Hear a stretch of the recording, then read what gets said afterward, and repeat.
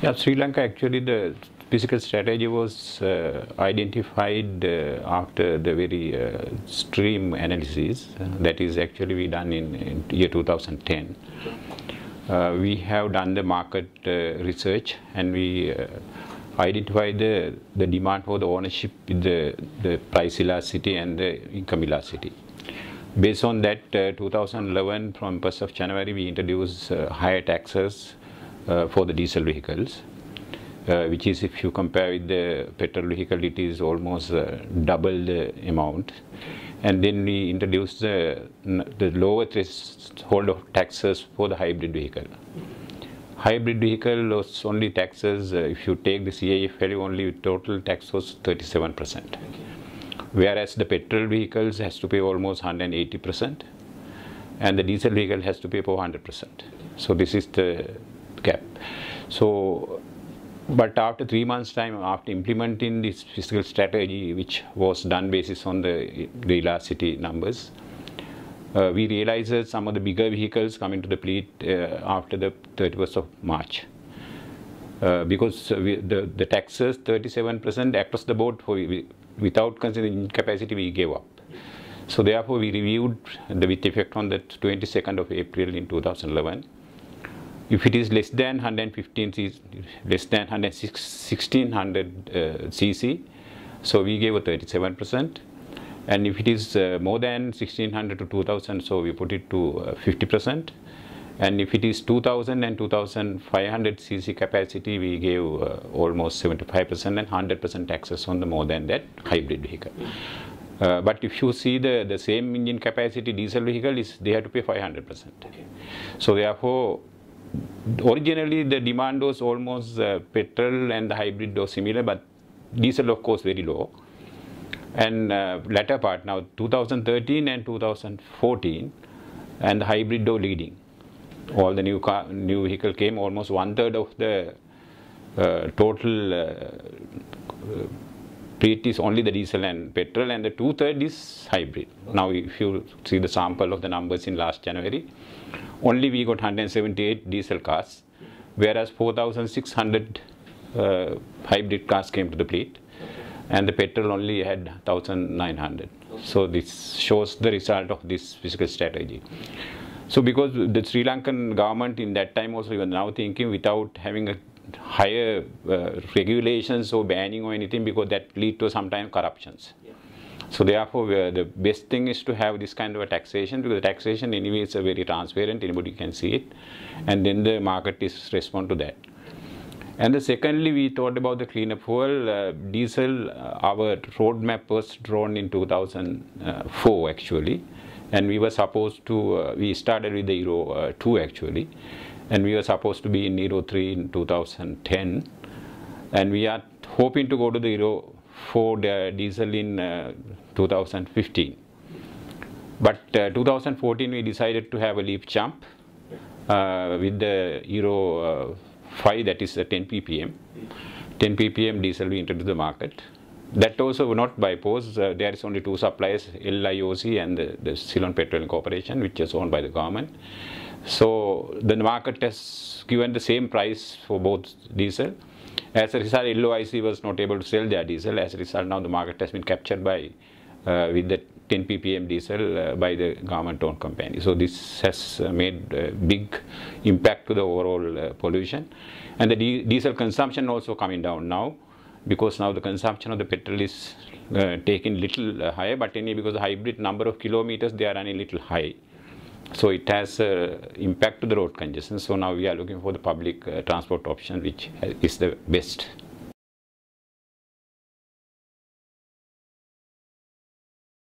Our roadmap now, we will have a total Euro 5 market.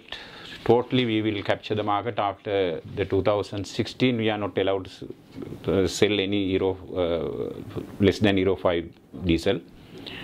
And since 2006 we introduced Euro 6.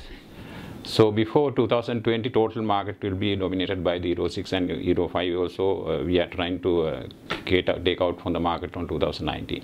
Okay.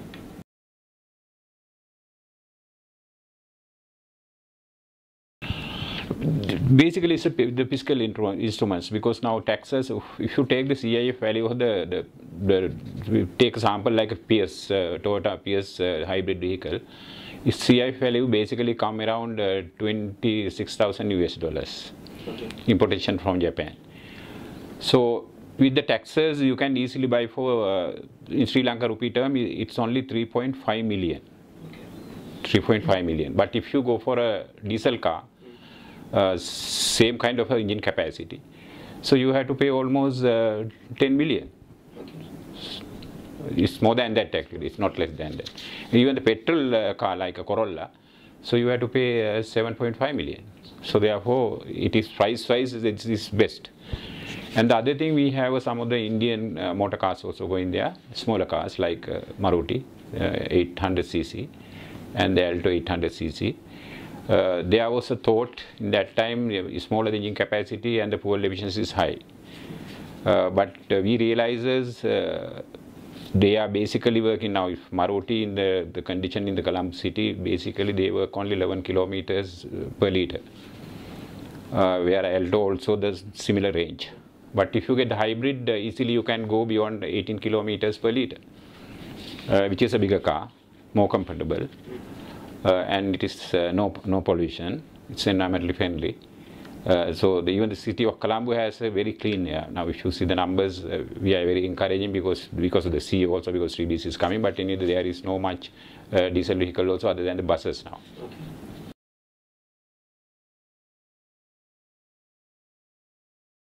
I think I do agree with because now even the Sri Lanka, if you compare with the petrol prices and the diesel fuel prices, diesel fuels are cheaper than the petrol. That is why we went to there's a two component now. Ownership cost is one, and the other one actually running cost. Now the fuel prices are directly linked to the running cost. Whereas ownership cost, if you high, basically you are not going to own that kind of a vehicle. If you own that kind of vehicle, you are using this. Now the diesel prices we had to keep low because of the freight transport and the passenger transport. Because public transport basically depend on the diesel at the moment now, if you take the railways as well as even the buses and the trucks. So that is why this price is keeping lower. But anyway, we are not subsidizing. That I have to keep in mind, because in Sri Lanka, both fuel we have taxes. But we have a lower taxes for the diesel, where we have higher taxes for the petrol. Because petrol ownership cost is less, but they have to pay a little higher when they are running. But like a hybrid car, because the consumption is less, even there they have some kind of a win-win game.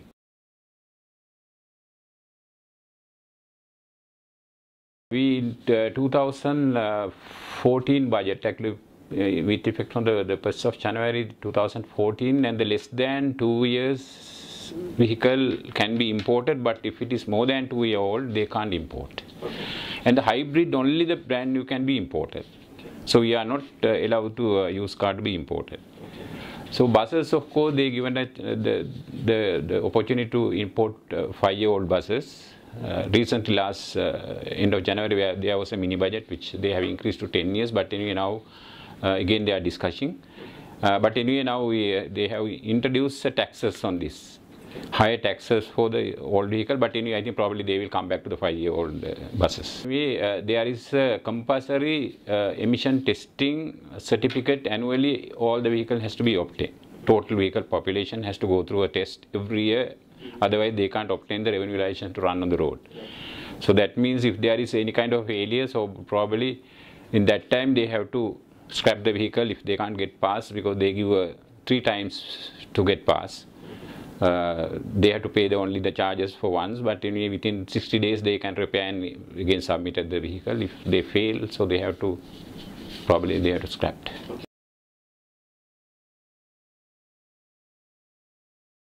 If you take the Sri Lankan main cities, the congestions are experiencing in the Colombo city, which is the capital anyway, including the metropolitan area where the parliament and all the areas are located, and then the Kandy, which is the mountain city which has a limited roadways, and the other 2 cities are not that congested, but Kurunegala and the Gold also has a little bit of congestions. But anyway, now already the public transport options plan has been drawn for the Kandy as well as Colombo. Colombo, we are trying now. Already the feasibility study has been done for to introduce the BRT and one of the monorail. But railway link will be extended to where the parliamentary, this national capital, this administrative capital, that will be linked to that, and the BRT system will be given to the one of the corridor called Gold Road, and there is another corridor, and there will be a feeder. I think this BRT not like Delhi, because we don't want to make a mistake what Delhi has done. So this is a dedicated BRT lane with the stations, and that does not have any other traffic at that particular two lane. That is completely dedicated, and the surrounding there is 4-lane road in Gold Road, and inbound and outbound traffic can deviate to another two roads, and only the circulation where the feeders can come into the main road, and then they can feed to the BRT. And the BRT will be linked with the other main nodal point like the Matakoda and the port. And some of the activities from the port will go out of the area to outskirts.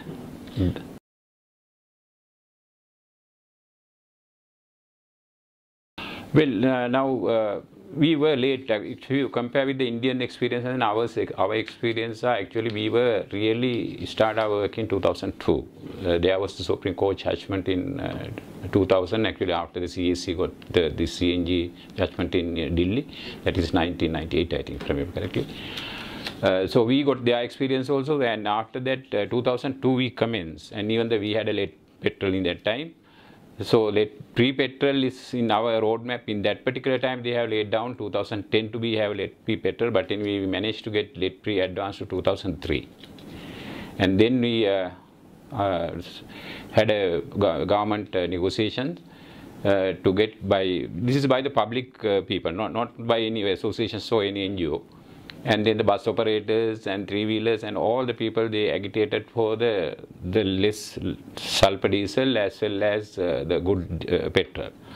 And then we achieved 2004 low sulfur diesel.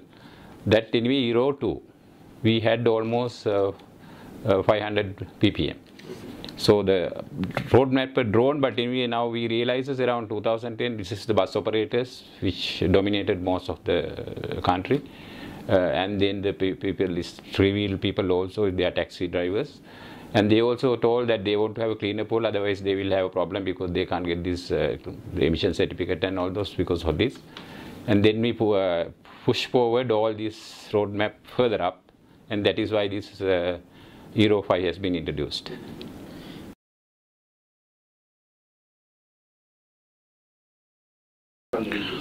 I think we also have to appreciate now Delhi has most of the buses and the three-wheelers are CNG, which is less polluted. But especially cars and the diesel cars, petrol cars and all other vehicles, still they burn the fuel. So they are not CNG. So fortunately now Sri Lankan context, because of the fuel efficient vehicle like hybrid has been dominated. Now I think when I was in Colombo and if I came here, I can see the difference, because now the Colombo of course is much cleaner than here, because here I think cars and all those are contributing that. And I think the Delhi Metro has contributed a lot to reduce some of the traffic definitely. So I think because the BRT was failed, and I think Delhi government has to rethink more about the public transport. Even the subsidy may be worthwhile, because then the city people can breathe easily. So, and then I think they should have a higher prices for the ownership cost, where the ownership has to be limited, I think probably. And for the consumption also, I think probably annual taxes or some kind of another tool has to be used to discourage use of the road. So I don't know whether the Delhi should follow the same as West, having a toll for some of the congestion time. So that has to be think about, because I don't think India or the Sri Lanka, we are not introduced this. Probably I think Sri Lanka is looking forward after 2-3 years time, when we have a public transport, good options, some of the corridors probably will have to have a pay at all.